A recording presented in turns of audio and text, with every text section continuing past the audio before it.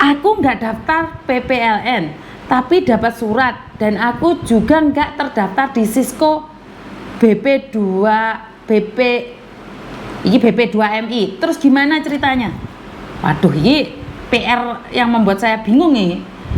Eva, semoga sehat selalu, Miss. Siap. Wong Desa Berkah Channel, Miss. Apa bengok-bengok? Ayo toh, Miss.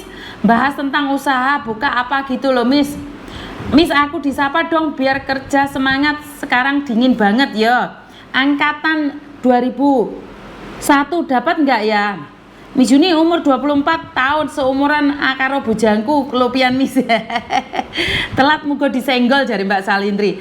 Aku 19 tahun di Hongkong ikut nyoblos.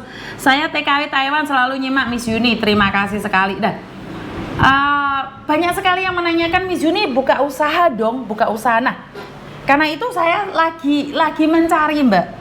Saya tuh lagi mencari usaha apa sih yang harusnya ada, dan nggak perlu saya yang menjalankan, saya cuman membantu mempromosikan. Yang penting nyata, kayak kalian pingin punya rumah itu di mana ada properti yang amanah, atau kalian pingin punya usaha, punya mobil, beli truk, beli pickup, dibuat usaha. Ini saya lagi mencari Mbak. Mencari apa? Mencari endosan. Jadi biar kita tidak teriming-iming oleh sesuatu, lain kali kita bisa jadi manajer dan kita sudah tidak perlu lagi bekerja di Hongkong sebagai pembantu atau seperti itu. Promosi-promosi yang sering terjadi dan menyesatkan. Kita diajak-ajak bisnis yang menjanjikan bahwa kita kalau sudah tua kita tidak lagi membutuhkan sesuatu. Kenapa? Ini cara mereka mengiming-iming kita agar kita menginvestasikan uang kita pada sesuatu.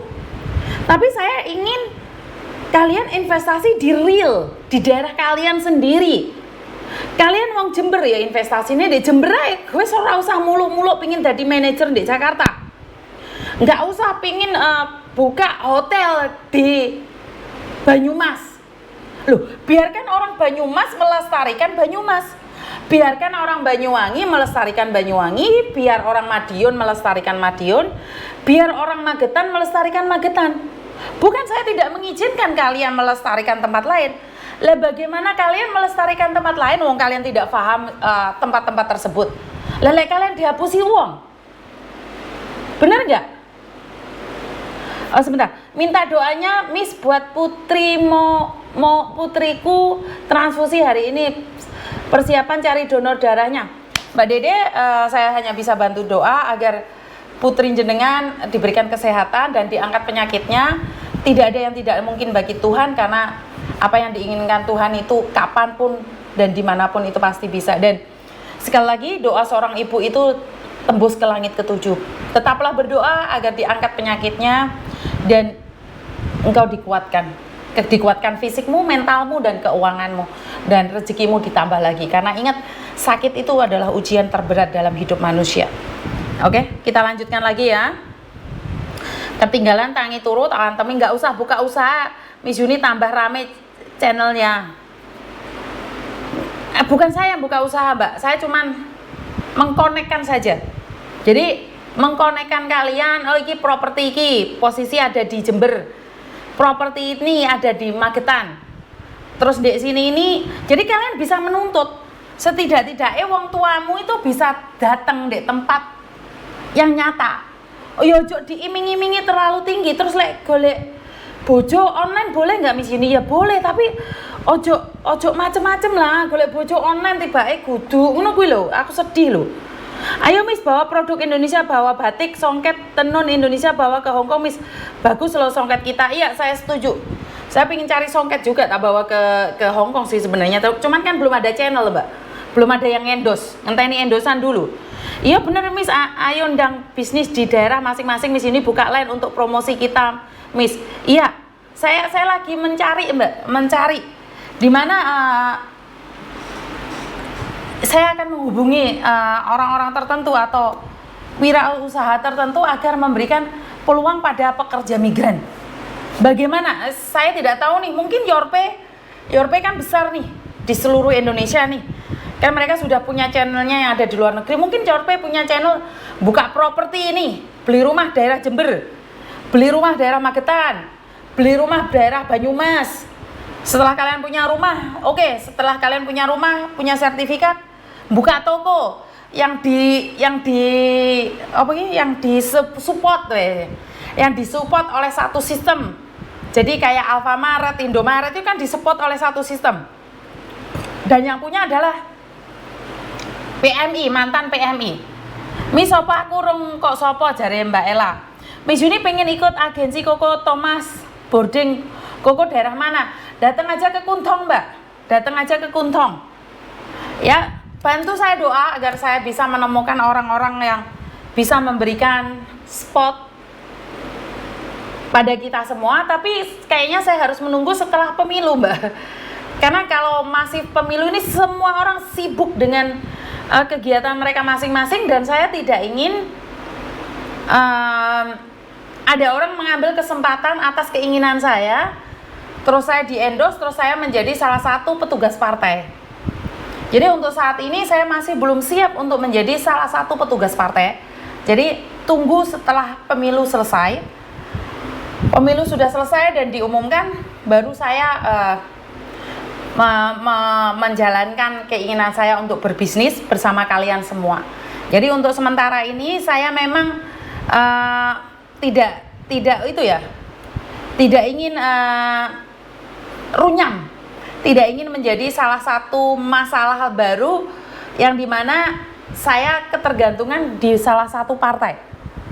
Jadi saya menunggu setelah suasananya menjadi tenang dan saya tidak ada kepentingan dengan partai manapun. Jadi urusan benar-benar selesai, baru saya akan meminta atau mendekatin orang-orang yang punya kepentingan terhadap para pekerja migran. Jadi kasih saya sedikit waktu. Miss Yuni pingin sharing, pingin telepon tapi takut pelaku jadi kabur duluan, soalnya pastinya pelaku nonton konten Miss Yuni.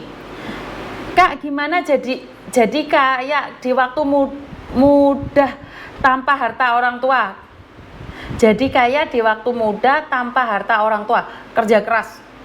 Sorry Miss, ketinggalan, nggak apa-apa. Iya, bagi saya adalah untuk bagaimana menjadi kaya di usia muda, tidak mengandalkan harta orang tua. Saya juga tidak kaya di usia muda ya Mbak ya, tapi saya waktu muda itu independen. Jadi setelah lulus sekolah itu saya tidak mengharapkan harta orang tua ya, karena orang tua saya selalu memberitahu saya bahwa apa yang mereka berikan itu saat sekolah aja.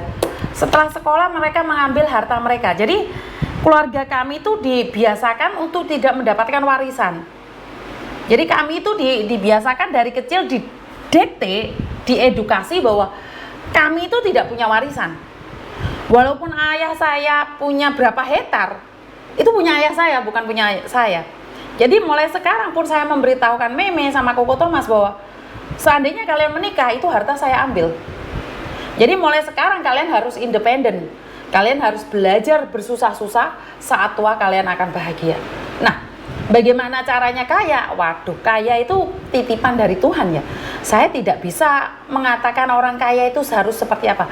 Kalau dipikir orang yang kaya itu karena kerja keras, pastinya tukang batu, tukang bangunan itulah yang harusnya kaya, karena mereka kerjanya paling keras, bangun paling pagi, tidur paling malam. Benar nggak?